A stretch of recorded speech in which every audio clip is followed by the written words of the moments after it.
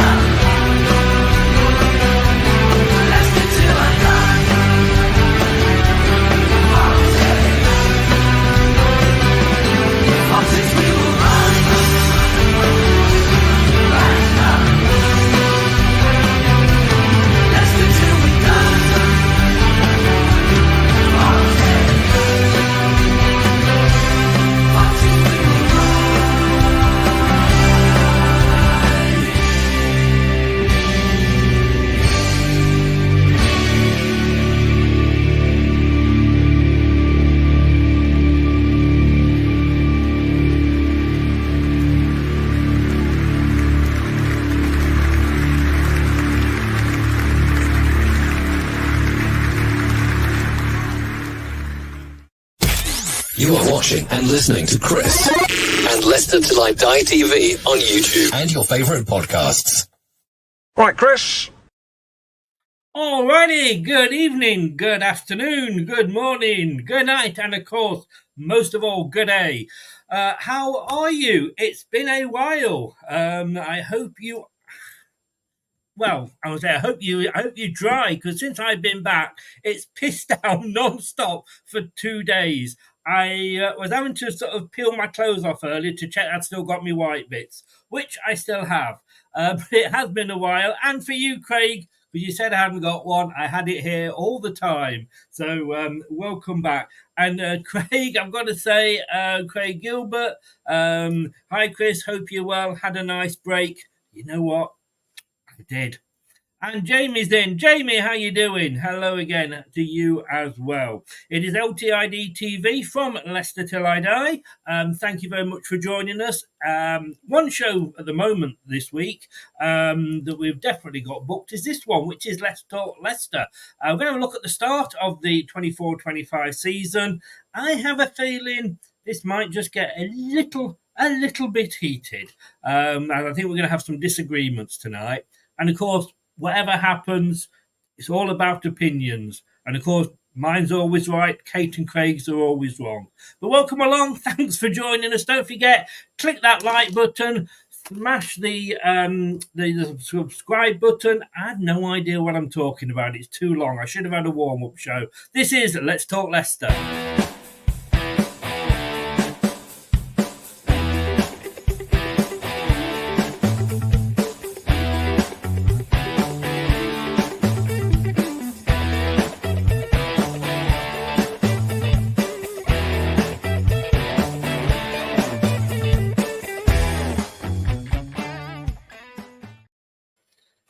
And let's welcome them both in. Kate and Craig, good evening to you both.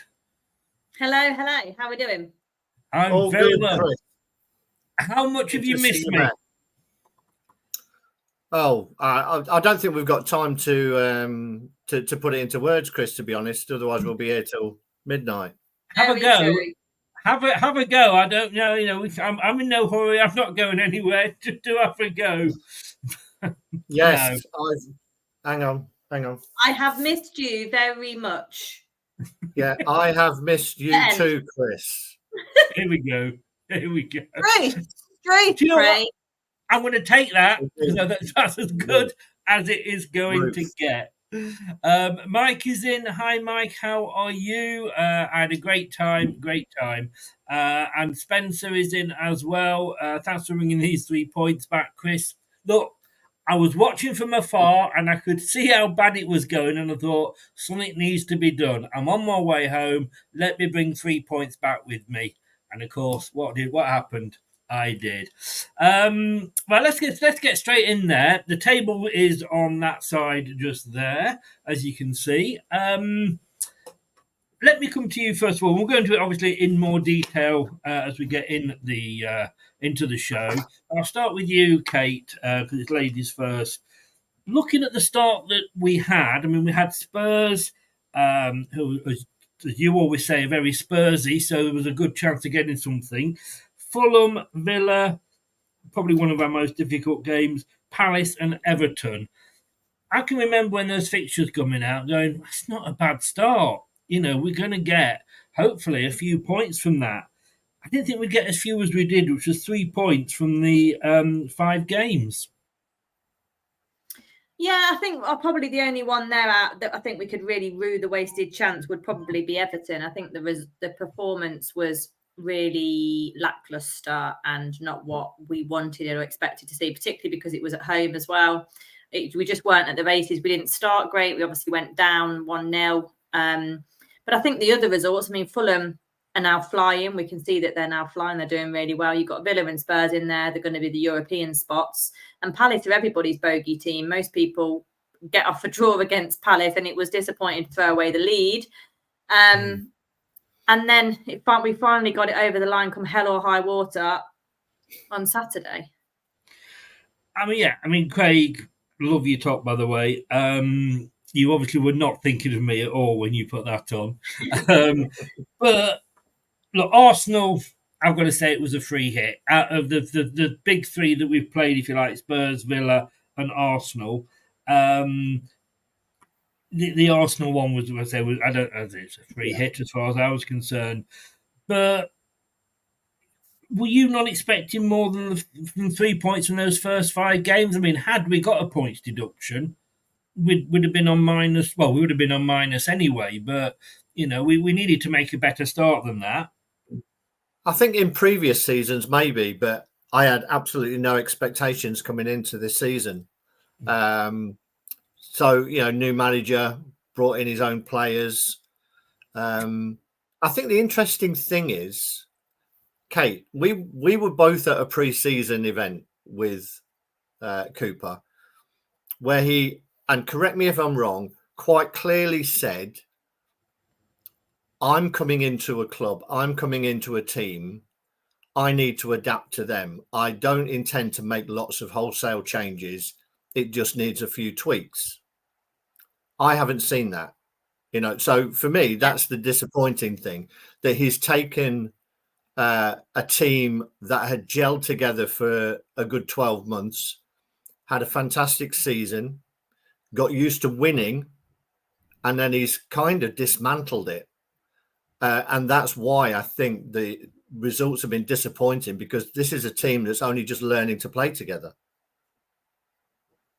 Yeah, I totally agree with that. I think he has, even after Saturday, he took the main 2 heartbeats out of that Enzo team now, which is Winks and Ricardo. And he has tried to force his own style on, and I don't think he's quite got it right at all, particularly the midfield area. That's proving to be a bit of a conundrum. But I agree with you. What he was saying in the Q&A, I felt is different to how it's turned out. The only thing I would say in his defence and as a positive is that I do think we're a bit more turn and go and push up the pitch a bit quicker than we did with Enzo. That's the only thing. Definitely. Yeah, sorry. I mean, the fact that we've scored in every game, is a bit of a surprise amongst some poor results. But... I mean, that is, I'm going to say, one of the few times I'm actually, don't drop dead, everybody. I'm going to agree with Craig here. I mean, that was the thing when Claudio came in. He didn't make a lot of changes. He just tweaked it.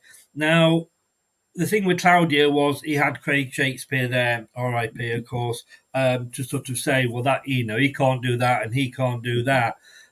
You, as Kate said, you've got 2 of our best players, Winks and Ricardo. Ricardo's not even seen not in the league, a starting place yet.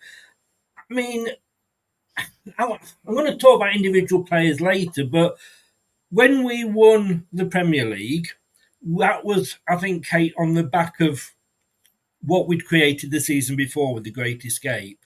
We've got promoted, and yes, all right, he's come in with a whole new team, of coaches and everything, because obviously Enzo took everybody with him. But it was kind of like Craig said, that was like just, so what? It's dismantled, all that sort of, the fact that we've won the league, we've gone up, we're playing in a certain style, that was just totally dismantled. And I am sure the players that were in that squad could have adapted a bit more to Steve than him having to bring in all these new players, which we needed, don't get me wrong, and he's gone for experience, but surely you bed those in and stick with what you got and give the players that got you promoted a chance. Yeah, I agree with all of that. I do think that Enzo's way of playing, I thought it in May, and I think it now, Enzo's way of playing with the personnel that we have wouldn't have worked in the Premier League, would have got spanked. And I genuinely believe that. So that's an issue, and I think Steve had to change it, to be honest. But I don't like, there's sort of an element of a stubbornness, which we have with every manager. I think there's a stubbornness with every manager that they are making the their criteria of getting the job at us, with us. Criteria, and the stubbornness over the Ricardo thing, I'm just not really understanding, because we've been crying out for him a bit really in certain phases of the game, but to not even get a single minute is quite battling really for me. And I'm going to call you Steve then, Craig. The name's there. I should be able to read it. We've been screaming out for this right winger that's going to replace Mahrez. We finally got him. He, was in on loan. He signed a new deal to stay with us, which obviously was agreed anyway. What must he be thinking now? Well, which particular one are you talking about, Chris?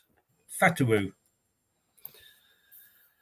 I don't know, and the big thing is I don't know what most of the players are thinking, to be honest, because there is the most disappointing thing to me, and I don't want to jump ahead, so reel me in if you need to, Chris.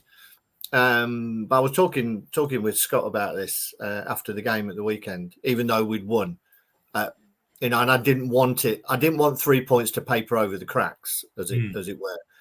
By now, 7 games in, 8 games, 9 games in, if you count the cup games. Yeah, I would expect to be seeing a pretty much a settled team, but definitely a pattern of play. And I don't think we're seeing either of those, which to me is worrying. And as you say, Fatwa came on at the weekend for like a 10-minute. Gone are the days. I mean, we look back now on the days when we used to get subs at 60 minutes and think that was too long. Shinji used to get 60 minutes and then there'd be a sub. Yeah. Now it's 80 minutes and you're lucky if you get 10. So he got a little cameo at the end. Looked like he'd been the best player on the pitch for those 10 minutes. So the players who have got him to this point are now being squeezed out. I don't know if if he's trying to be everybody's mate, but then also show that he's the boss, then everybody needs to be taken down a peg or two. Or I don't know. And I think that's the whole thing. I'm confused as to what is going on. And I think we are stumbling through games. We're having like a good 30 minutes, a good half where we can look really good. And then we look abysmal. And let's not even talk about the Warsaw game. Well, we will be in a bit. But but let me stick with you, Craig, because you brought it up and I was going to mention this. So thank you for that. You've led me very nicely into this. 10 games it is, 7 league, 3 cup games. I don't think he knows his best starting 11 yet. And that in a season that we've got to survive, because if we get relegated, the EFL are waiting for us with punishments. We've got to stay up.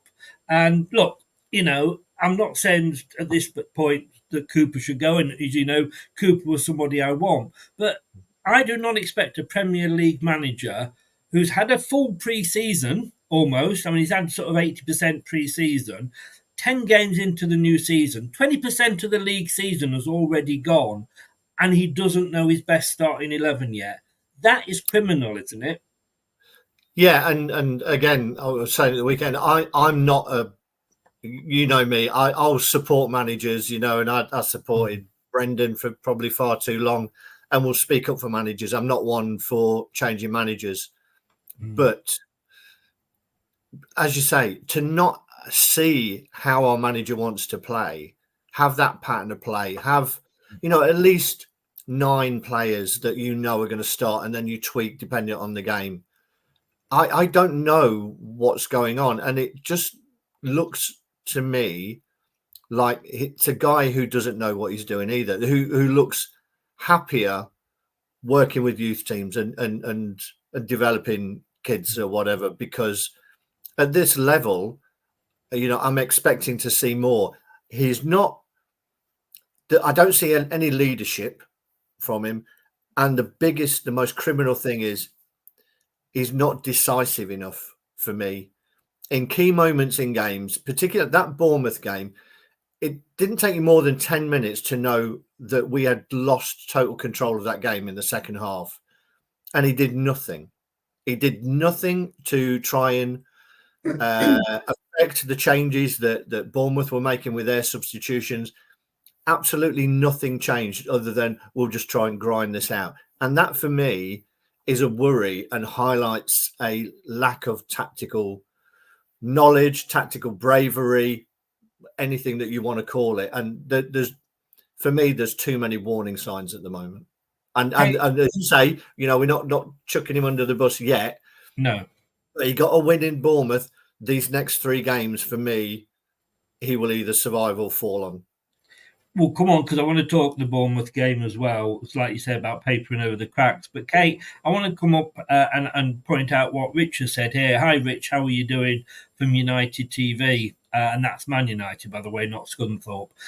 He says 2 points behind us after 7 games. I'm sure you'd have taken that at the start of the season. I think, Rich, had you been on something like 14, 15 points and we'd been 2 points behind you, I would have taken it. But you're not having the best of seasons yourself. Look, that means nothing really, does it, with all respect to Rich? I am worried because, well, let's talk about the Bournemouth game, because yes, we won, but we were bloody lucky. I've watched the highlights, but for, you know, a bit of wood, if you pardon the expression, you know, we would have lost that game. Yeah, I do agree. We definitely had the rub of the green. But similarly, I was speaking to somebody at the gym about this earlier, that we were fortunate. We did have the rub of the green. There was an offside goal, which was well offside. But at the same time, you can sort of counterbalance that with the fact that we've not had the rub of the green in some of the games that we should have won.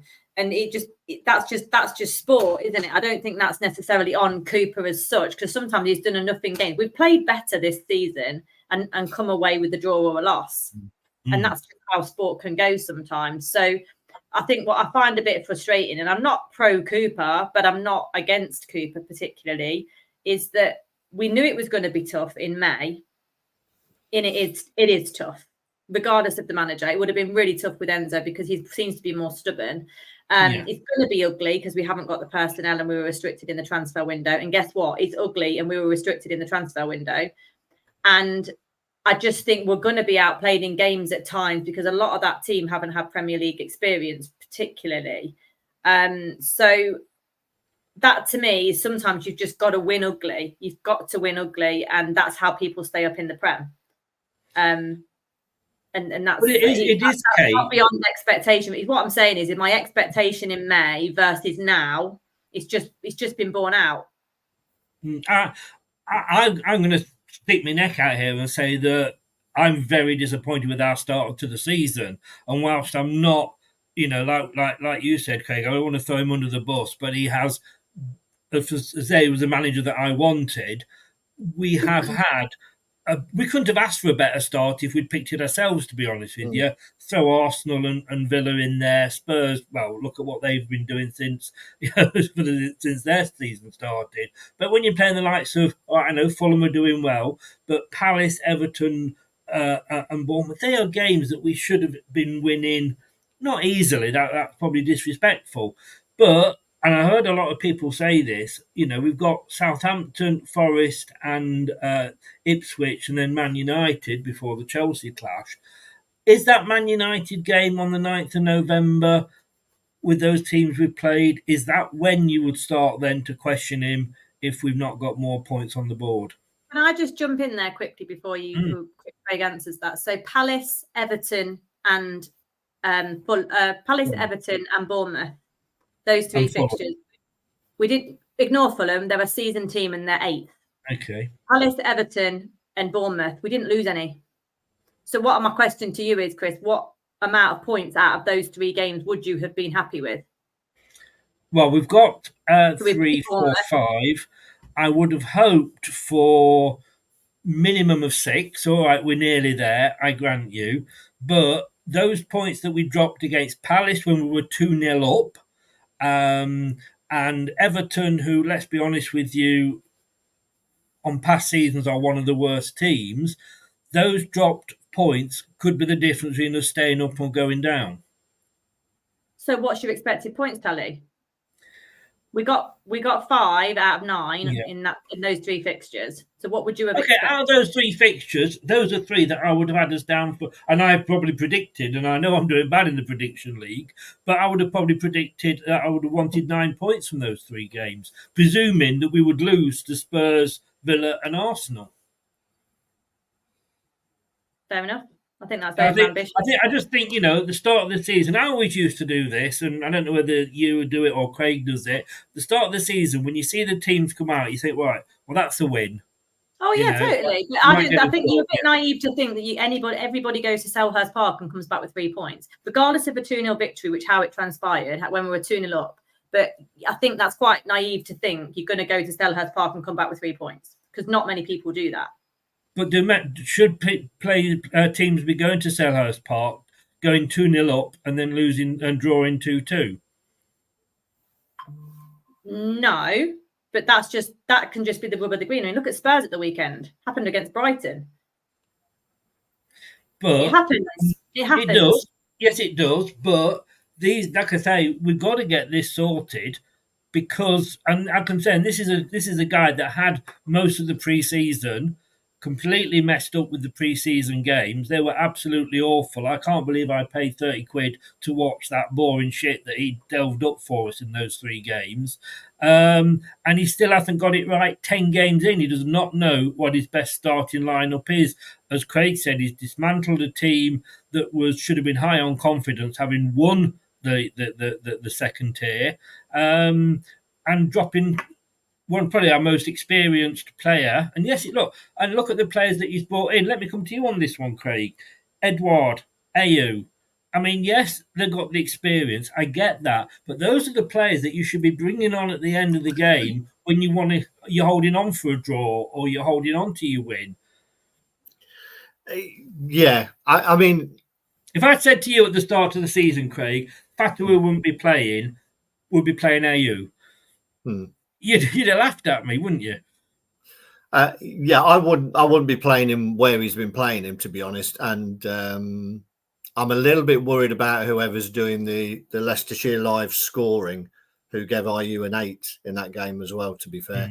But my biggest disappointment, I mean, those 3 games, I wouldn't have been expecting 3. I would have hoped for 7, I think, out of those 3 games that you were talking about, Kate. The biggest disappointment is that it's that in-game management, and that's the bit that worries me more than anything. That ability to react in a game. If you're 2-0 up, okay, they got a goal that, let's face it, looked to everybody offside. It wasn't given, so there you go. And the fact that we didn't hang on to that 2 goals, for 10 minutes at least to allow us to get back. They scored instantly. Something we used to do, regularly. I mean, under Brendan, we would respond very quickly and get goals back or retake leads. So we know it can happen. I mean, you've only got to look at Brentford, who just score from the kickoff every week these days. So you can get caught, particularly inexperienced players, and they are inexperienced at this level, a lot of them. And that's the disappointment, is that his in-game changes or his reaction or his inability to change anything is disappointing. And we could have had at least another point, maybe another couple, I think, if he'd have been making changes within games there to try and either, hang on to something or go for another goal, to take.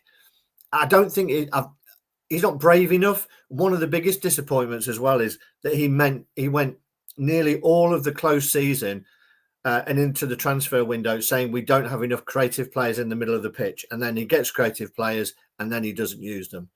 And that is really disappointing to me. So it's not, it's a 5 out of 10 start in terms of the manager, sort of see me afterwards. And the jury is out.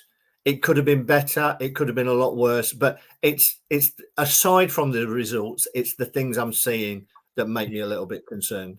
I mean, let's be honest, Kate. If that's the table at the end of the season, we'll all be jumping for joy, won't we? Yeah, this is the thing. I mean, expectation and wish before we signed Steve Cooper was 17th. That's the bottom line. And I know it's not pretty, and I know it's really ugly to watch at times. And I agree with Craig. His in-game management. But I think we say this about the past 3 managers. Some like the substitutions, like Enzo used to bring on Daka or start with Daka, and you'd just be like, "Oh my God, what do you need to do?" Like his miss at Leeds was just unforgivable. I'd have hooked him straight away. You weren't calling him a knobhead then, were you, by any chance? But you know what I mean? You know what I mean? Like we all have our frustrations, and I think with Steve more, I feel like his substitutions in particular are reactive to the opposition manager often, not proactive.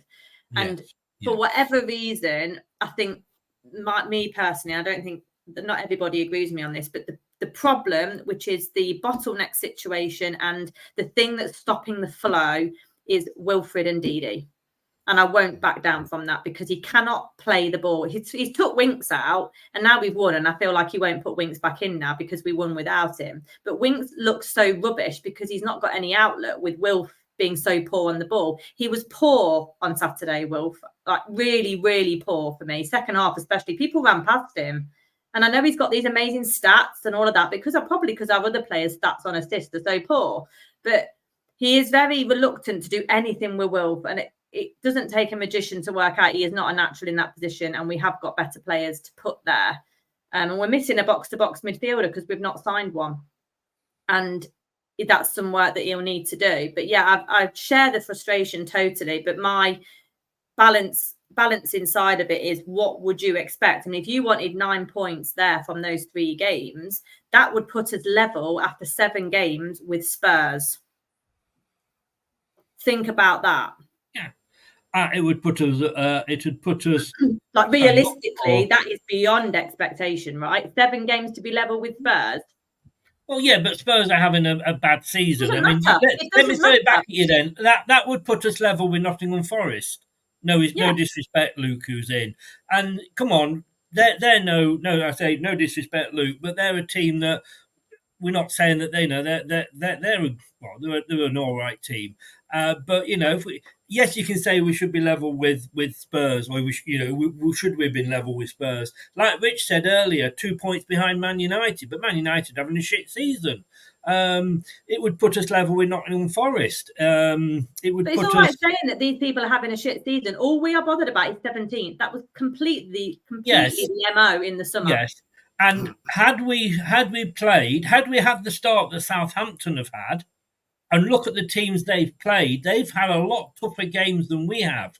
And that's why they're struggling where they are. Wolves are just shit this season. But with the way that it came out with those fixtures, I honestly think, and it's all about opinions, but I honestly think we should have done better than we had. Had it been the fact, Craig, that he'd started with all the players from last season and we struggled, then we might have the argument that, well, they're not Premier League experienced, what have you. But, how can you not start with some of those players? Like Kate said, how can you start without Winks? How can you start without Fatawu? It's the players that he's starting with, the players that he should be bringing on at the end to sort of, see games out. Yeah, I mean, I think the last couple of weeks Winks has been poor, to be honest. So in some ways, it was refreshing, I guess, that he wasn't scared to drop him. You know, it shows something. But as I say, I'm looking purely at performances and not the results and the points tally. That is almost irrelevant to me. The points that we've picked up, whether we should have had more, whether we should have had less. It's that pattern of play and playing people in their right position. Surely it would have made sense to just back up what you said in the pre-season Q&A of this is the team that's been successful. You send those out, then you tweak it. You know, not pull it apart and then have to try and put it back together. And that's where I feel he's at the minute. You know, and it is good to see Christensen back. You know, and he's done okay. But then at the expense of Ricardo, which I don't think anybody can see. And there's clearly some kind of power play going on there. And Ricardo is just probably the nicest guy in football because he hasn't reacted to anything. He was on the pitch at the end, joining in, clapping the crowd or whatever. He's a proper club guy.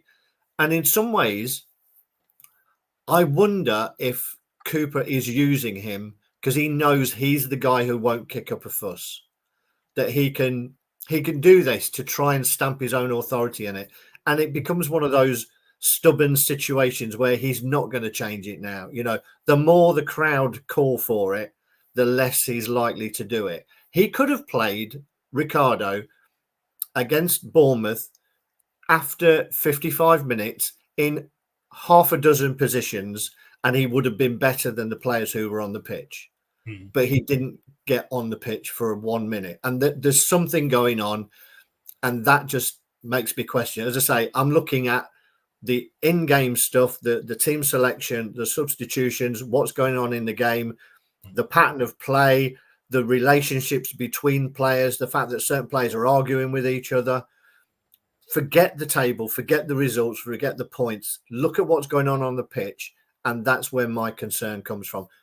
Right. Yes, I've got my red pen out now. This is this is teacher mode. You know, because you have mentioned something that I want to come back on, but I want to first of all just go back to Kate, who has been writing some great stuff for the BBC on Tuesday. Do check out her fan views. And you said today, you know, a win is a win. You got to win ugly sometimes, and we did do that against Bournemouth. You're looking at that there, Kate, where we are. And we've always said 17th was our goal. You need 3 teams that are worse than you. Do you think those 3 teams are down there already? I mean, I think 2 of them possibly are. You mean the actual bottom 3 at the moment? Or just the ones lowest? But do you think there's going to be 3 teams worse from what you've just seen? And I know, you know, it's only 7 games, but we are looking back at that. Yeah, I do think that. And one of the main things is when we got relegated in the early 2000s, the biggest problem in the Premier League and the hard thing to do is score goals. And like Craig says, I am encouraged by the fact that we have scored in every game. I don't actually think we would have done under Enzo. That's just my personal opinion. Yeah. So I'm encouraged by that. And like we said before, because when we've had talks in the summer, there is a hell of a lot of dross in the Premier League. Like for me, the quality has dipped massively. Outside the top 7 or 8, if you can't string a few results together or you go on a run and you're scoreless, you can be sucked into the relegation battle because there is quite a lot down there that are in the mire, really. Bournemouth were poor. We were giving them quite a lot of respect in the week leading up to it, that they'd had some good results. They're a bit of a different beast. They've signed a decent striker because they got all the money for Solanke, and they might be moving through the relegation favourites and coming out the other end of it. But they were still pretty poor on Saturday. There were 2 poor sides playing there. So I think, I mean, I did not expect to see that with Wolves. That's the surprise to me, because I still think they play nice football, but in complete opposite to our Bournemouth performance, pretty football gets you nowhere. So I think, Southampton for sure. I think Ipswich will get sucked into it, and I think potentially Wolves. I think Everton will escape. Yeah, as they always seem to. Yeah. Craig, I'm going to come back to that, and then I'm going to ask you the same question here, Kate. But Craig, 3-2 doesn't go, and Christensen. Yes, I wanted to see Christensen play. I didn't think it would be at the expense of Ricardo, but it has been. And look, I've not been watching the games, as you know, because I've been in Australia, just in case you didn't know. But what has James been that good in that position? Yes, I know he got 2 goals the other week and a worldie against Arsenal, but that's one game. Overall, does he deserve to be in, James? On balance, probably. On balance, I think if you look early on in the season, there were a lot of goals coming down his side. But I think that's maybe a communication problem. Maybe it's midfield not doing the job. I don't think he's been protected pretty well at all by whoever's played in front of him. You know, we only have to look at the 2 goals against Fulham. I think he got sucked into the middle, which left people coming around the outside. You know, Christensen's been okay. Personally, I would switch. I would bring JJ over to the left and then play Ricardo on the right. I think JJ's played the left enough to know that he can do a decent enough job there and still get forward strongly, and even cut in on his right foot if he needs to. But I think Ricardo just needs to be in there from that experience. Again, Cooper contradicts himself because he talks about having experience. He wanted experienced players. He wanted to buy experienced players, and he wanted to have some creativity in the middle of the pitch. So he's got the creativity in the players that he's bought. He's bought Buonanotte, looks great. El Canous, haven't seen enough of him at the moment, but 2 creative players who can play in that 10 role. What he's done so far is basically played Wilfred Ndidi and Ayew as a 10, which makes no sense in anybody's world for my thinking. So for me, I would switch JJ over and play Ricardo, a bit more experience, and can probably what Ricardo does for me very well is sniff danger, and I think that's probably where JJ and Christensen let down. If they're going forward, they look forward. They don't really see what's going on behind them, and I think Ricardo just gives you that extra experience. I think the players are there. That's probably the frustrating thing. I think Okoli's been great. He got a lot of bad publicity in pre-season, but I think he looks really solid, and that pairing looks solid to me. Wout Faes, I thought was fantastic at the weekend. Yeah, I mean, in fairness, it's just taking too long for him to find his settled team. Yeah, Okoli was awful pre-season, I have to say, but he has turned it round. He really has.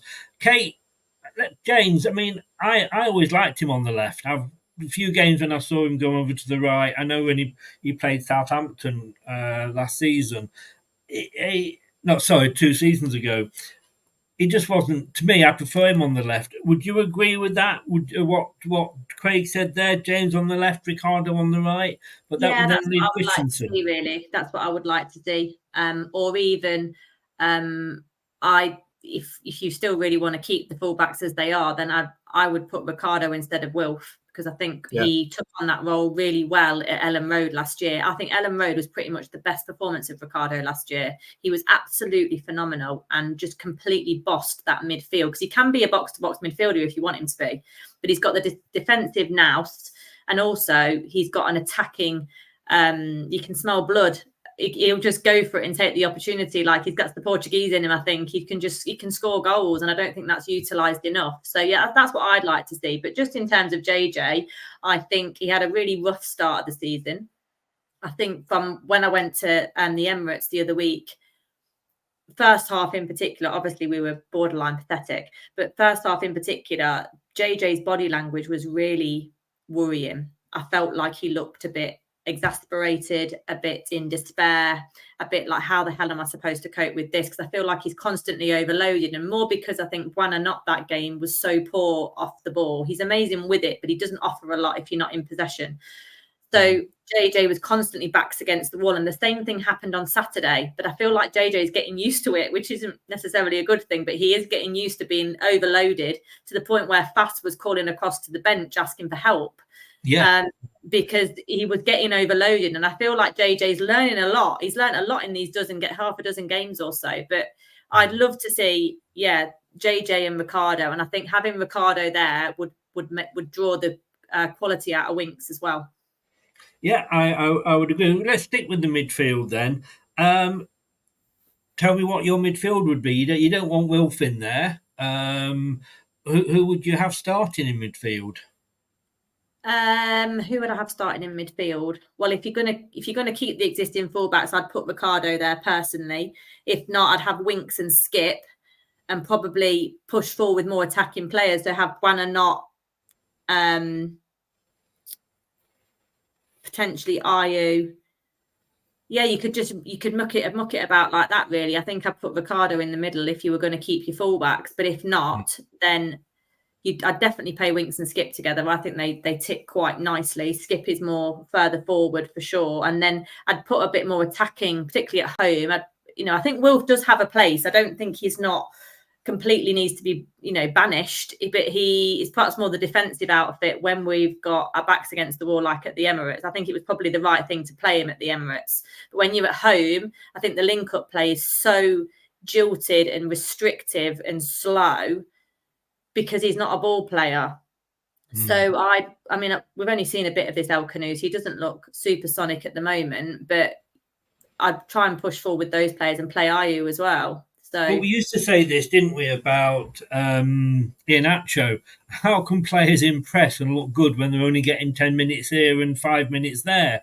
They're never going to get up to speed. We don't have a reserve team anymore, so they can't go off and play regularly there. So if they're not getting the matches, the minutes, Kate, how are they ever going to get any decent? Because we can't keep throwing El Kanousi on for 5 minutes here and 5 minutes there and think we're going to get the new Ronaldo.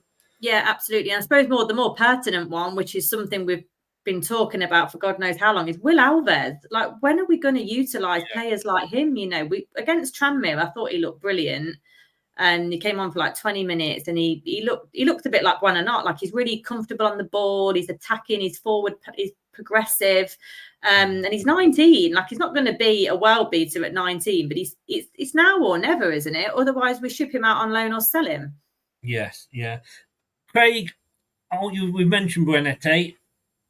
On the wing, does that work? Again, I've not seen really any of the matches whilst I've been away, so I was surprised when I saw him on that. I didn't think he was a winger at all. But is he? Should he be? Or should he be in the centre? It really depends. For me, it depends on who your fullbacks are, because the only pattern of play I would say that I've recognised is that he likes one of his fullbacks to bomb on, and whoever's on that side has to be a winger who drifts inside. So JJ likes to bomb on, and if you're playing Buonanotte, it means Buonanotte drifts inside and gets out of his way. He doesn't like them backing up onto the winger. But what that also means is you're getting no cover, as Kate said early on. He's not getting the cover to help him out defensively.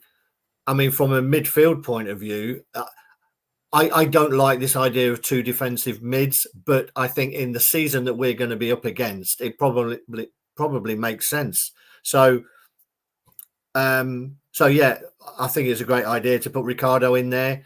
And if you're not, you're going to put him at right back, then Skip and Winks. I think they would work well together. And for me, if you've got a solid six, you can be creative with your front four.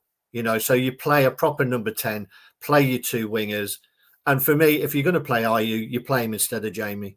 You don't drop him into that creative bit, because you get him on the ball and he needs 10 touches to actually release it, which is so frustrating. So I think you do that. You have a solid six, and then you be creative and allow them, just get the ball to them, and they will do something. There's enough creativity in there. And Alves, again, another example of Cooper contradicting himself, where he'd come and said they had a plan for him. If there wasn't the right loan, then he would stay and he would get some time. And even I think it was in one of the cup games where he played Alves and he played him over Buonanotte, and he said, because I want to develop one of our own instead of developing someone who's going to go back to their club. Again, he's not backed that up by getting any minutes on the pitch at all. He could have easily had some minutes against Bournemouth and been creative in that little 10 role. Take Jamie off, move Ayew up and put him in that role. Put someone in that role who's going to be creative. It's all just a bit of a mishmash at the minute. I don't think anybody looks happy, to be honest. And he plays this, wants to play this box midfield. And what that means is you've got a bloody empty box, because against Bournemouth, that centre of the pitch was empty. It Unbelievable. Was, it was unbelievable. It was. There were so many times when you looked, you thought, what's gone on here? It's like there's some invisible force field in the middle of the pitch and everybody's been thrown to the sides.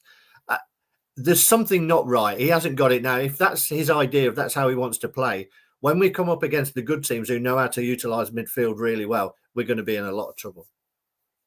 Do you think, Kate, that, I'm not just saying because it's Cooper, but obviously the other guy that we're being linked with was Corberon, and he's going really well with West Brom again in the chat. He had them top, and they're in, I think, 4th or 5th at the moment. Do you think that puts a little bit of pressure on him as well? In what sense? That there's another manager potentially doing well and going to get promoted? Well, yeah, somebody that we were looking at that maybe would have been doing a better job than him. Yeah, I mean, like I've said before, it's much easier to perform well in the Championship because you're out the spotlight, and we felt that a lot last year. I think if we'd have had our first season with Enzo in the Premier League, it probably would have been very different for Enzo, and he probably wouldn't have got the Chelsea job because it's out of the spotlight. You can try different things and you get away with it. And I think Corberon, for me, he's not a proven Premier League manager. Now, whether you like it or not, Cooper is a proven promoter, and he's proven to keep a team in the league. And also, were we actually ever really linked with Corberon, or was it just paper talk? We'll never know, will we? But no. We can't be backward looking all the time at that. The same when people say about Potter. It didn't happen.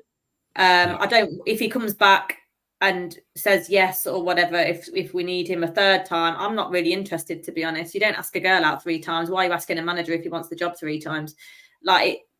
It's bonkers. To be honest with you, it's usually a lot more with me. What's this 3 shit? I think he's got an ego issue, quite frankly, and we can't carry that flipping heck. No. But I think the biggest thing for me, which is kind of like sort of saying what Craig was saying then, is that there is a bit of me that thinks Cooper has a bit of an inferiority complex. And I think we are better than he believes we are. And I don't know why that is. But I would say that coming into our dressing room was probably quite difficult. And I think he alluded to that in the Q&A, didn't he, Craig? I think he had a bit of an imposter syndrome when he first arrived, because it's a band of brothers. They didn't sack their manager, unusually. We didn't have a disgruntled dressing room because the previous manager was shit and he messed everything up and he didn't win in 10 games or anything like that. We had a really successful manager leave us for a better club. So coming into that happy, settled, balanced, orderly dressing room to say, actually, I'm completely different. I'm not, I think seeing his interviews as well, he's nowhere near as confident as Enzo in himself. I think that's been a massive obstacle for Cooper, and it's not an excuse, because I think when you paid the money he's Premier League elite management, you should have the belief in yourself to conduct yourself in a dressing room. So I think that has come into it. I want to ask you this. Scott's raised a question here, Craig. Do you think Mavididi Christensen partnership is working? I say this as the one that is exposed defensively when in possession, high up the pitch. They seem to be getting in each other's way. Yeah, I think that's what I alluded to earlier, that it seems that's what Cooper wants. He wants one of them at least to bomb on forward. And the winger on that side to get out of the way, basically. I don't think either of the 2 sides of the pitch are working particularly well at the moment. They're not getting the cover they need, which means if you're overloaded in the middle of the pitch, then the natural thing is for a fullback to come and fit in. and fill in alongside his centre halves, which means you then need your midfielders or your wingers to drop back and realise that. And that's what I talked about before with Ricardo sensing danger. It's an elusive skill that not many players really have, to be able to constantly be looking around, sensing that they can't. They'd love to go forward, but they can't because they know what's going on behind them, and Especially in the Prem, it's so fast. Exactly. So, and that's why the turnovers, and because we're not keeping possession as much, it's that thing of do I go, do I not go? Because in the Championship, I knew the ball was going to go forward. We keep possession. We can all go up as a team. The gaps that we're seeing between the defence and the attack and the midfield, everything looks all over the place. And I think you're right that we're better than we're showing at the minute. And from that perspective, that's why the points total is a little bit disappointing. But it is that thing on the pitch of just get a solid, settled team. Grind it out for 60 minutes if you want. We used to even do that with Enzo quite a lot. We would just be boring for 60 minutes and then we would slowly find our way into the game, and then we would sort of go and get the goals. And I think that's what he should be doing now, to be honest, because you can't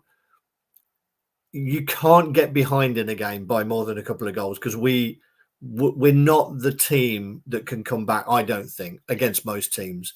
We may get one goal and pull a point out. I can't see us, coming from behind if we're way behind. We did it against Arsenal, which was unbelievable, that the fact that we actually did that against Arsenal. Nobody would have said that at half time that was going to happen. Yeah. So again, that just proves it just proves that we are better. We have the ability within the team to do it.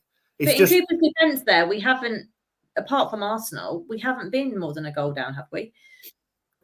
No, and that's what I'm saying, is because it's, they don't know whether to go and get two up or just sit on what you've got. It's all just a little bit disjointed. I think that what goes into Scott's question there of the football is very often about partnerships. It's the two centre halves. It's the left-sided centre half with the left back on the other side, the left back, the right back with his winger in front of him, the two in midfield. It's all about partnerships. And if those partnerships work well and in tandem with each other, then you'll be pretty solid all over the pitch. And I think that's just what we're missing at the minute, is those partnerships have been sort of pulled apart a bit, and they've got to be either rebuilt or put back together as they were.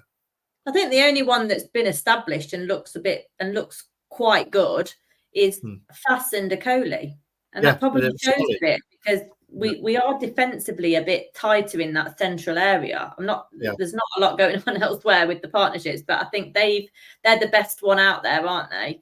Definitely. I think that's been I'm really pleased that Okoli's come in and done it, because we've got a bit of pace there. Faust is no slouch, but Okoli looks quick. They're both solid. They both want to scrap.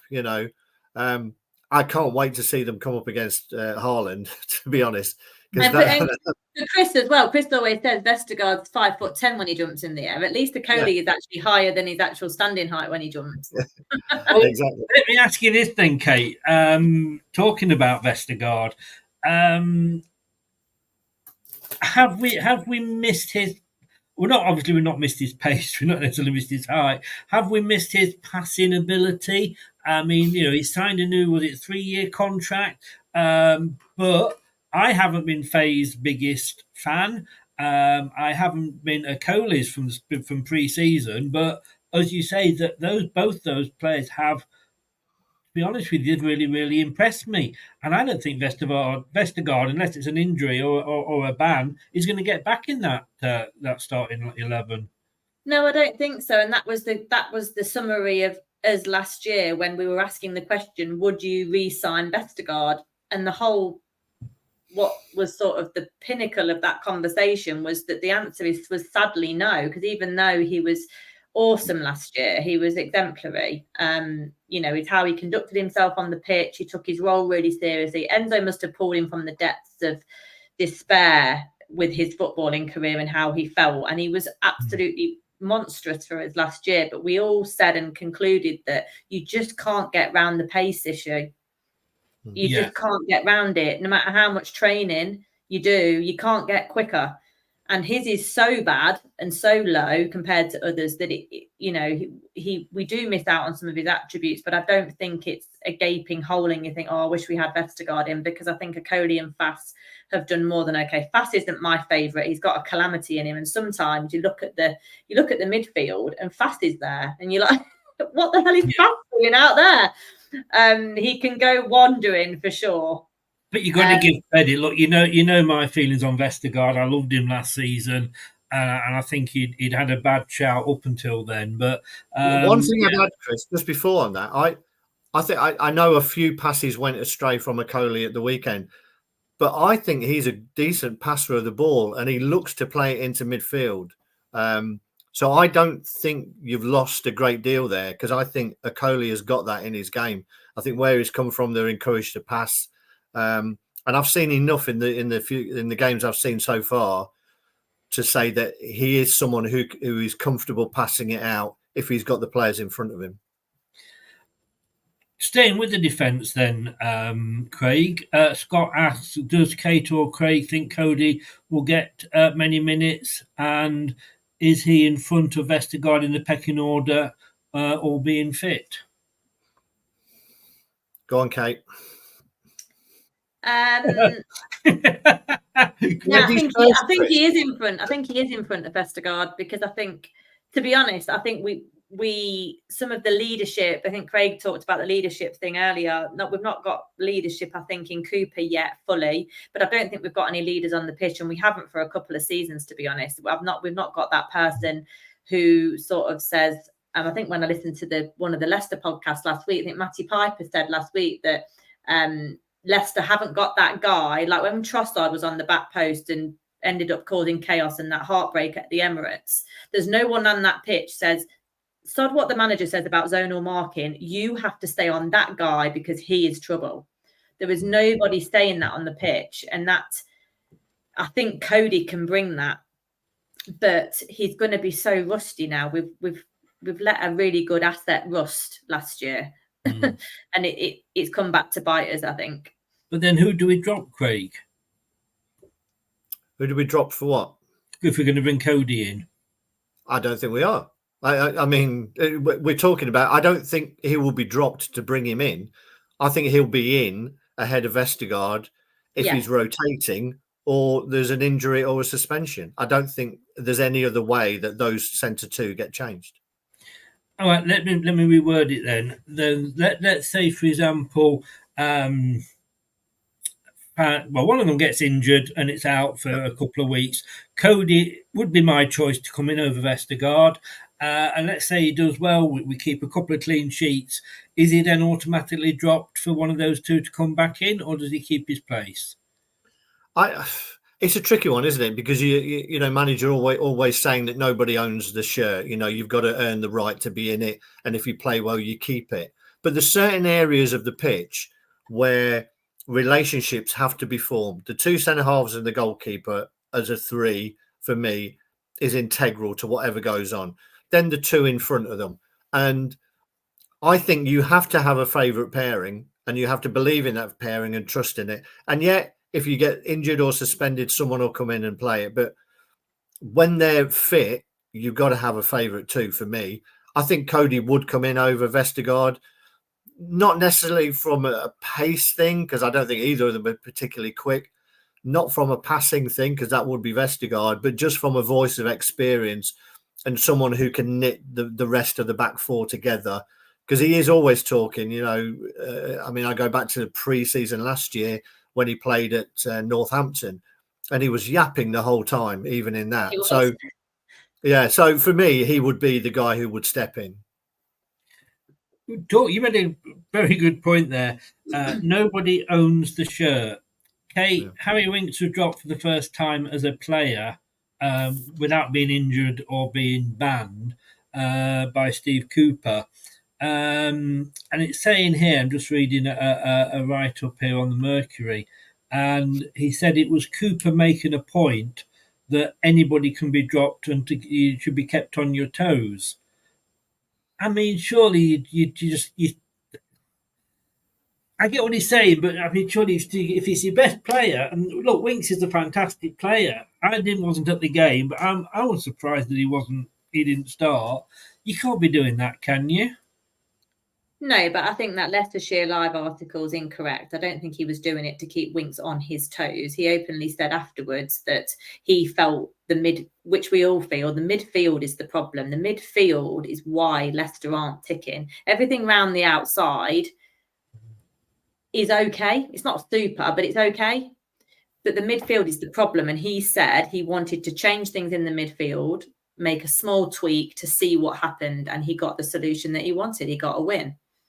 And I think that's, for whatever reason, I'd drop Wilf. We know that. I mean, as much as the twinkle toes comment, I'd drop Wilf. That's the biggest problem for me. He is the only odd one out in terms of he cannot play the football and his second touch is a tackle every single time.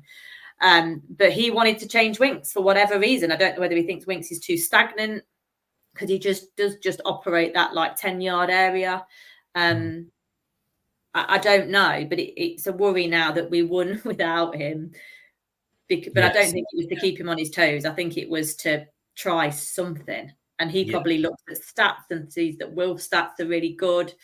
But my mum came with me to the Everton match when it was just the worst weather you've ever seen at a football match. And my mum's as much into football as me, and she was absolutely shocked at Wilf. Hello, Mrs. Lady, by the way, she's watching. She was shocked at Wilf at how poor he was and slow and donkey-like. And every single time he was a slow release. You want the quick ball. Vardy's hanging on the edge of the offside because of the pace issue now as he's getting older, and Wilf never plays it first touch. He has to take it. Is he in there on reputation, do you think? Or on his name, if you like? I think he's there on that. Yeah, I think he's there because he has good physical presence. He's also got a defensive mindset, which seems to be Cooper's preference rather than an attacking mindset. That's why we've seen us be so cautious. He prefers to be defensive and not lose rather than try and take a risk and win, which I don't think is football for me. But yeah, I mean, Wilf is great. I'm making him sound like a 2 out of 10, but I just think in that position, it's not his position. One of you, I'm not sure who it was, please do remind me, mentioned Daka earlier. Me. Okay, I'll throw this one back at you then, Kate. Scott's asking, you mentioned Daka earlier. Do you think he will be ahead of Edouard or Varty when he is fit? And also I want to throw into the mix, Cannon got 4 goals for Stoke at the weekend. And yes, I know everybody was having a go at me in the group, saying it was only Portsmouth, a promoted team, blah, blah, blah. But you've got to question whether Daka would have got those 4 goals. What's happening with the striker? Daka, I think Daka and Edouard will battle it out. I think his preference will still be Vardy because it's probably his last year. I think Daka and Edouard will be interesting because he was persevering with Daka pre-season, wasn't he? But that was before we signed Edouard. So it'll be interesting to see what happens with that. I think Edouard's made some good moves. I think he's been in the right places at the right time, but his ball control and ability with it has just let him down so far. But we've not seen a great deal of him. But in terms of Tom Cannon, I mean, it's championship level. And for whatever reason, this isn't on Cooper, this is also on Enzo as well. They're not seeing something in him that's good enough for Leicester. And he's the second manager to now do so. And you're saying that Daka could score 4 goals in the championship. No, he couldn't. No, that's what I'm saying. I'm saying he wouldn't have got those 4 goals. Oh, okay, I know one was a penalty as well, but if it goes on loan and works like it did for Harvey Barnes and works and brings out some real good attributes and his potential can be fulfilled by going on loan, then that's a winning combination, isn't it? If we can pull him back next year and he can be finally a good replacement for Barnes.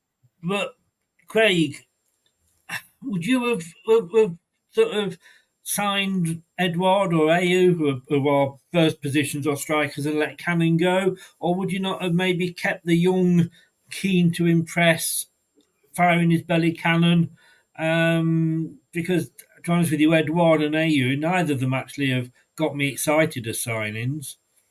No, I mean, for me, I wouldn't have signed Edouard. I would have kept Cannon, to be honest. not That's necessarily. oh, good God. Not necessarily that, I believe in his ability to get goals at this level. I believe in his ability to stretch the game. And I think when you're against a team that is going to have a lot more possession than we are for most this season, and I think we have the ability to be similar to the team that won the league, in that we would be much better being set up to play on the break with pace. You've got Mavididi, you've got Fatawu, and I think Cannon, particularly in the last 15, 20 minutes of a game, would have offered you an out in terms of getting the ball at the pitch and chasing and occupying defenders much more than Edouard is going to do, to be honest. Edouard, from what I've seen so far, needs to sort of concentrate on working out which his left and right feet are, and how he's going to get those two things to work together. Because as soon as you throw the ball into the mix, he's struggling, to be honest. That the chance that he had against Bournemouth was, I'm kind of lost for words to be honest, without being disrespectful to him. But it looked like he'd never seen a football before. So no, I would have kept Cannon and persevered with him as an option off the bench until Daka was fit, ahead of Edouard, because I'm not sure what Edouard offers you that we don't already have. Yeah, no. We're going to have to stop agreeing. It's just not normal for this channel. I was speaking to somebody at the weekend about the striker situation. We were saying, like, in the Great Escape year, we had like your what's his name? Ujoa? Ujoa, sorry, yeah, it went through my head then. Yeah, we had Ujoa. That person that offers something completely different, and we haven't had that probably since then. No, we haven't had that since then, and we've spent a lot of money on that part of the pitch. Well, I hope that has answered your question, Scott. And look, I didn't want to mention it, but I'm going to have to. Walsall, League Two team, 0-0, went to penalties. First of all, can I say, and again, I got roasted in the chat because, it was only Walsall, blah, blah, blah. And yes, the penalties were awful that Walsall took. But first of all, let's talk Danny Ward. Kate, were you surprised that Danny Ward, I know, we got the injury to Stolarczyk, but were you surprised that Danny Ward got the number, sort of the second choice at this point? No, I thought that's what would happen because Stolarczyk is injured. I don't know why he is in that position, but yeah, I think it was always going to be that. I think that was just the natural choice for me, really, and he did well. I mean, the penalties were brilliant. Well, the first two penalties were decent enough saves. The third one, I genuinely think I could have saved it. Yeah, I think even Craig could have done. Craig, I think he had to walk forward to get it. I think he could have dived the wrong way, realised, got back up and dived the other and still saved. Yeah. One of the worst penalties I've ever seen. But Everson never really let us down. We surprised Everson. I mean, nothing will ever convince the fans that Danny Ward should be in the squad, let alone anywhere near the grass. But I would have thought Everson would have stepped up to be the number 2 for Stolarczyk. I think particularly, I think, it may have been if it was a league game, even if it was the FA Cup. The fact that that if it goes to extra time, it's straight. If it goes 90 minutes, it's straight into penalties. And Danny Ward has a record, particularly in that competition, of saving penalties. I'm sure he did it when we knocked out Liverpool. I think he saved a couple of penalties. So he's got previous in the cup game. So if you know that there's every chance that the game could end up in penalties, and he's the guy to turn to, I think. And Cooper knows him from before, doesn't he? They go back quite a long way, him and Danny Ward.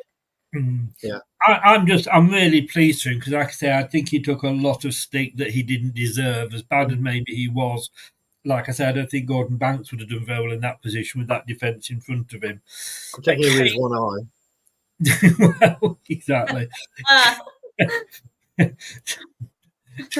I'm not going to make a joke there. I was going to, but I will hold it back. Kate, look, League Two team. Yes, the top of that division. Is that the game where there were shouts of "you don't know what you're doing" or something like that? It's embarrassing, or something. Yeah, I went to that game. I mean, it's money well spent. I now don't feel so bad about paying the tenner to watch one of the pre-season games. I mean, what went wrong? Was it again? Like, I don't want to keep blaming Cooper for everything, but did the players not perform? I remember you saying to me when we had a chat about it on WhatsApp, you were saying Ricardo was even disappointing in that game. Yeah, he was disappointing. Yeah, so anybody thinking that he's the saviour, he's not going to be the saviour for us now. It's just I would naturally play him because you want your best players on the pitch to give any go at making a go of this league. But yeah, everybody was just really off it. I think the most concerning, I think, and I'm not saying it's true, but one of the things that I thought about was that a lot of that team were the second pick, if you like, and they didn't look that bothered and engaged, and that could be a problem for Cooper if you haven't got faith and engagement in his system and how he wants to pick his team, that the reserves then, like Ricardo, might have just been off it because he thinks, well, what's the point in me playing well? I'm not going to get in the first team. Like, that kind of impinges on your psyche then as a player, I would think, because things aren't all rosy, I don't think, behind closed doors. So, but yeah, it was a pretty poor performance. I think Walsall did quite well. They threatened us. I think they smelt blood a bit. But similarly, I think Villa struggled against Wickham. Sometimes we just overanalyze, and these lower cup ties can just be really problematic. I think Villa took to like 80 minutes to break the deadlock with Wickham. Don't mention Wickham. Do not mention Wickham in this channel. But yeah, it can just sometimes happen like that, and we just got to overanalyze it. We sometimes just overanalyze it a little bit. But yeah, I think we're saying Cooper sort it out, I think is what they were chanting. That was and then it. One fan ran on the pitch and was shouting at Cooper. Craig, why did you do that? He didn't make any subs, really, did he, till late on? To be fair, that player who ran on the pitch got a 7 out of 10 from Leicestershire Live. So yeah, the movement was great, to be honest. He found the gaps. Yeah. Sign him up, Steve Cooper. Sign him up. I mean, did you go to that game, Craig? I didn't. I didn't think that I deserved it. To have to go through that, I haven't done anything bad. I mean, it sounded awful, to be honest. And as you say, Kate, it shouldn't be difficult to get yourself up for a game like that, but it often is. It is the cup tie. It is the big game for the smaller team. The crowd are all in there. They're all sniffing blood early on, and if you're not at it, you are going to get overwhelmed. And I think, again, coming back to underlying factors, and we've talked about some of the players and Winks and that. Cooper's got to be very careful to just tread that fine line of not losing the dressing room, because we know any Premier League team now, when you lose the dressing room, your days are numbered, because that's where all the power lies. So, and I've seen a few things on the pitch where you start to question little things.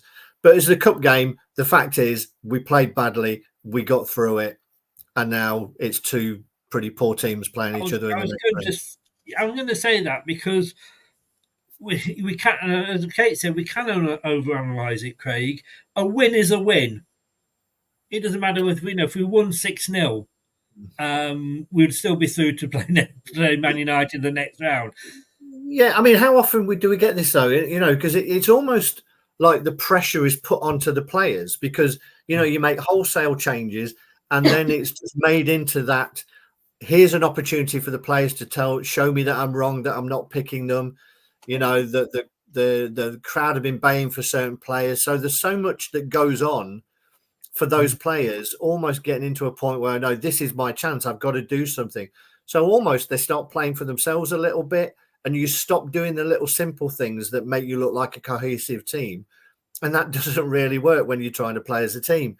So all of these things can go wrong. And that's why we all think we can be a manager, and we could all probably have a crack at it, and it's all down to the players. But if it was all down to the players, then every manager is unnecessary. It's the manager that knits it all together.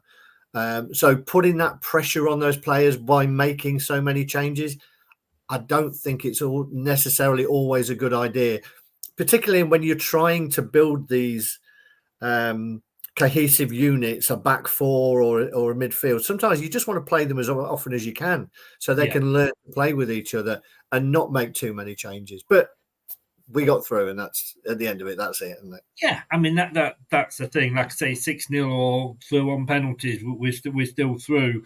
And look, Kate, we know we've had these banana skins enough times in our recent, well, not just recent history. I can remember Leatherhead taking us to a replay, which is funny now. I'm working for Leatherhead station, but. Can we beat Man United? I mean, Man United, I'm not saying they're there for the taking, but it's not a bad game to have, is it? Even away. No, I mean, I prefer it at home. I don't trust Old Trafford officials. I just don't. I don't trust the heat that's in that stadium. But I watched not long after the Sunday after the Arsenal match was Man U Spurs, and if you'd have put those Man United players in Leicester shirts, I'd have believed you that it was Leicester. They made exactly the same mistakes.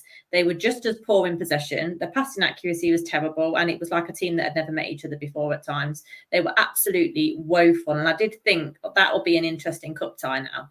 And I didn't see a lot of difference against Villa at the weekend either. They've got some magic, but so have we. So it'd be interesting to see what kind of teams both sides put out, I think. But yeah, disappointing to have the away leg, to be honest. I would have liked a home tie. But yeah. You said they're interested to see what team would be put out, Kate.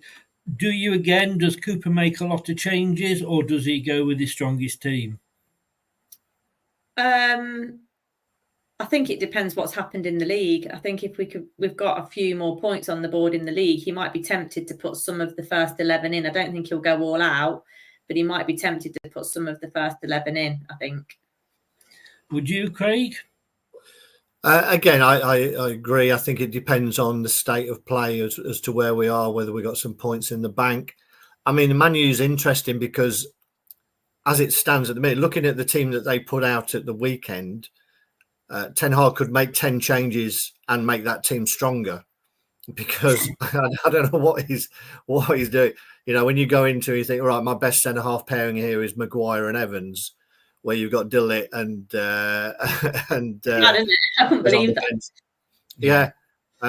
So I don't know because it's two teams who are nowhere near the level they can be.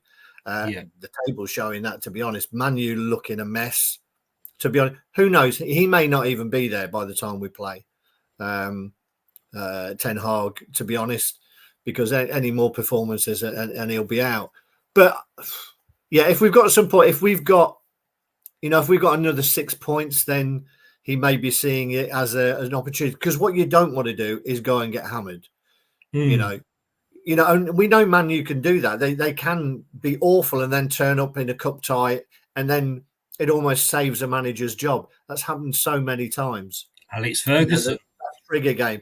Yeah, you have that trigger game, and you don't want to be the team that's on the other end of that because you get those 6 points. We look a bit healthier in the table, and then all of that is undone with a bad result. Even though if you make 10 changes, you don't want to be on the end of a big result. So I think he needs to get the balance right, just be solid and be in the game. And I think at the minute against Man U, it's going to be a closer game than we probably thought it might be. If we'd have said, this round we'd be playing Man United, we would probably have thought, right, that's the end of our cup run. But the way Man U are at the moment, I think it'll be a bit tighter than that. You asked the question there, Craig. So let me throw it first of all to Kate. It depends how many points we have on the board. Next 5 games, you did this to me earlier. Next 5 games: Southampton away, Forest at home, Ipswich away, Man United away, and then Chelsea at home. How many points would you be looking at out of those next 5 games? I think St Mary's, by all accounts, you'd want a win there for sure. So there's 3. I think home to Forest, I think will probably be a draw. I think away at Ipswich, I'd like to back us. So there's 7. Man United away, no chance. And then home to Chelsea, no chance. Those 7 for me. 7. Craig, let me throw it to you. Yeah, exactly the same, to be honest. I'd be looking for 7, and I think they'll come from these next 3. You've got to be targeting 7 points from those 3 games, I think. I think it may be Ipswich away is the one where we get the point and we beat Forest at home. There's going to be a lot on that game, that Forest game, obviously. Friday night as well. Yeah, Friday night, Cooper against his old team. You know, it's going to be a great atmosphere, I would imagine. And I think it'll be one of those where you'll see where the team's at and where the players are in terms of whether they want to do it for Cooper. Yeah. I think that's going to be a really interesting one from just from a psychological perspective as to how the team and the players approach that game. Imagine if he starts Ricardo against Chelsea for the inverted fullback. Touché, mate. I'm going to say what I say. You've both gone for 7 points. I've actually gone for 8. I've gone for. I think we should be able to beat Southampton, and if we can't beat Southampton, I think we are in the shit. To be honest with you, I think that is not a season-defining game, but I think it will show how bad or reasonably good we can be. Forest, I just have a feeling we're going to get that. I just think it's against his old team, and I have a feeling for that one. Ipswich, I think we'll get a draw, like you say, just because that's what we seem to do against Ipswich. I also think we'll get a draw off Man United, unless they suddenly change managers and turn things round. But I do think Chelsea will beat us, unfortunately. I think Enzo will come back and leave with the points. It works the other way, Chris, as well, because, if you're coming out of those, particularly those next 3, I think, the Man U and Chelsea, I think you can park those for now. Those next 3 games, I think, if we're only coming out of those with 3 points, then I think there's real pressure. There's going to be real pressure applied then. And who knows, it could be the reverse where I've lost count of the number of Chelsea managers we've got sacked. But that's one, who knows, that could be the reverse one. But the focus has got to be on those next 3 games and getting those 7 points out of those. Look, we've said that we don't, we're not throwing Cooper under the bus here. We were having this same conversation if it had been Potter, Corbrant, whoever, and we were in this position. We do know that Top likes to give his managers time. Look at Brendan. At what point? Do you stick with Steve Cooper all season? And if we do go down, then he could be the guy to bring us back up again. Should we not be 2 hit for 6 on the points by EFLK, or at some point do we make a change? I'm not asking you when, because we can't predict that. It will all be down on results. But however it goes, should he be the manager for the whole season? Should he be given that season? It's very dependent, isn't it? Even if we're in relegation places, which, let's face it, in May with Enzo, we fully expected that we may well be. So that's not necessarily on Cooper, because it's not the position in the league as such. But like Craig said at the start of the show, it's about the performances and what we're seeing. And it doesn't really mind. I don't really mind if a manager changes things a bit or even changes things every game, but he has to be reactive in game. And I think his in-game management, it might be the barometer that he's judged on from Top's point of view as well, because Top doesn't believe in chopping and changing. I don't want us to become like a Watford or something like that.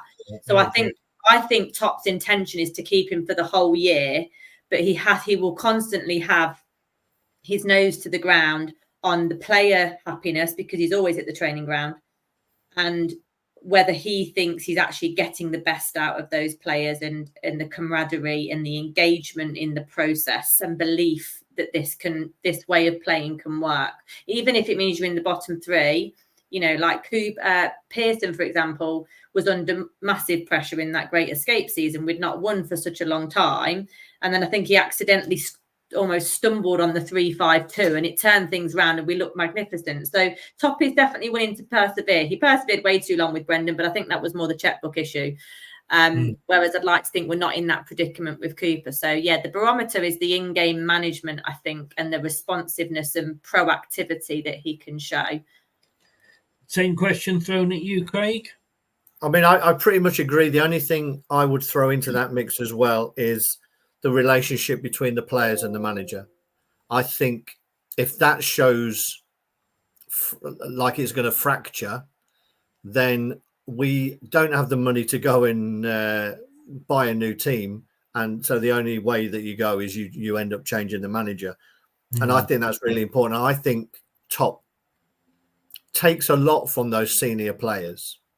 You know, I think, you know, you see the reaction of the players, you know, when we've had success, they're always keen.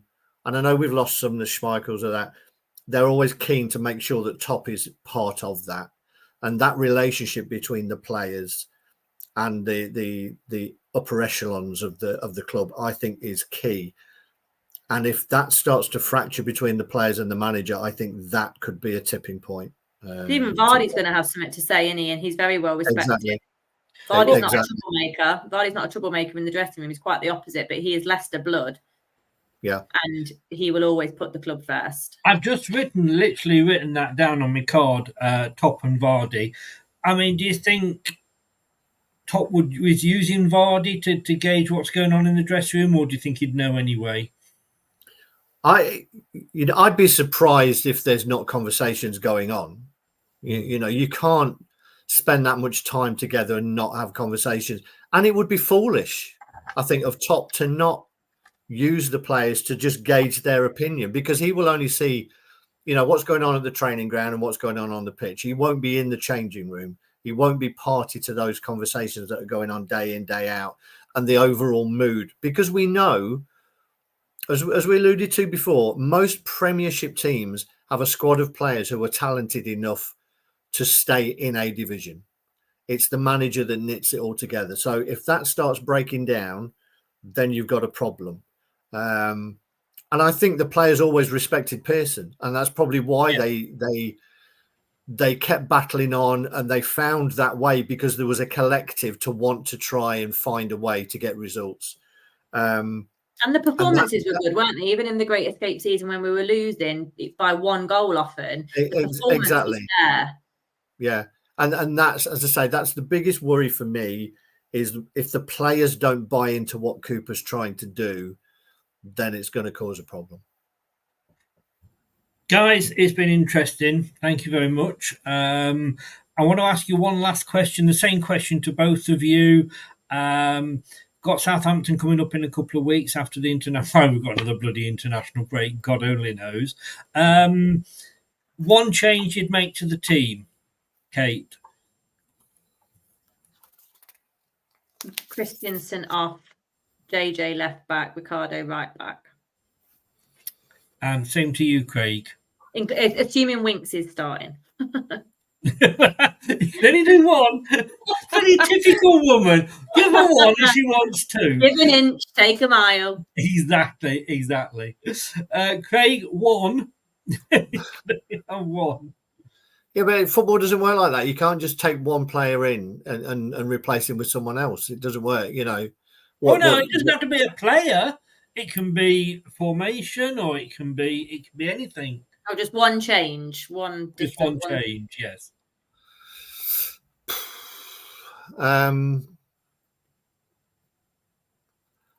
I'd like to see the manager be more proactive. There we Fair go. Melina is in. Hi, Melina. How are you? And Doug is in at the end as well. Welcome along, Doug. Nice to see you as well. Guys, I've got to say a big thank you to Craig from Up the Cherries in all departments for letting me use his facilities. As anybody did you use his toilet? A lot is my age. At least I wasn't stuffing my face before I came on, Kate. I presume that was food.